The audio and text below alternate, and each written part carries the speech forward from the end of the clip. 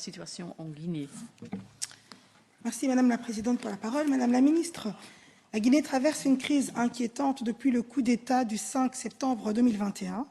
Les militaires au pouvoir répriment la dissidence, les libertés fondamentales sont supprimées, les médias sont fermés, les opposants sont persécutés.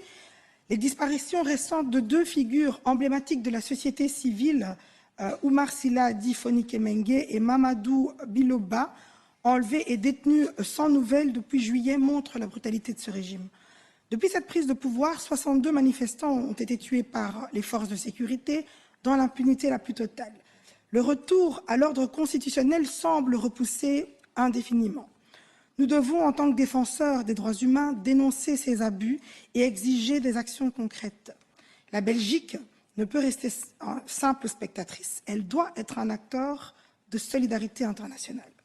Je vous pose donc ces questions, Madame la Ministre. Quelle position la Belgique adopte-t-elle face aux graves violations des droits humains en Guinée? Quelles initiatives comptez-vous prendre au sein de l'Union européenne ou de l'ONU pour demander la libération immédiate des prisonniers politiques, notamment Fonike Mengue et Mamadou Biloba? La Belgique est-elle prête à soutenir des sanctions ciblées contre les responsables des répressions? Que ferez-vous pour renforcer le soutien aux mouvements sociaux et aux défenseurs des droits humains en Guinée? Envisagez-vous d'intensifier l'aide aux ONG pour documenter les exactions et soutenir les victimes sur le terrain? Car il est urgent de mettre fin à l'impunité en Guinée et de soutenir celles et ceux qui luttent pour une transition démocratique. La Belgique doit incarner ses valeurs de justice et de solidarité. Je vous remercie d'avance pour vos réponses.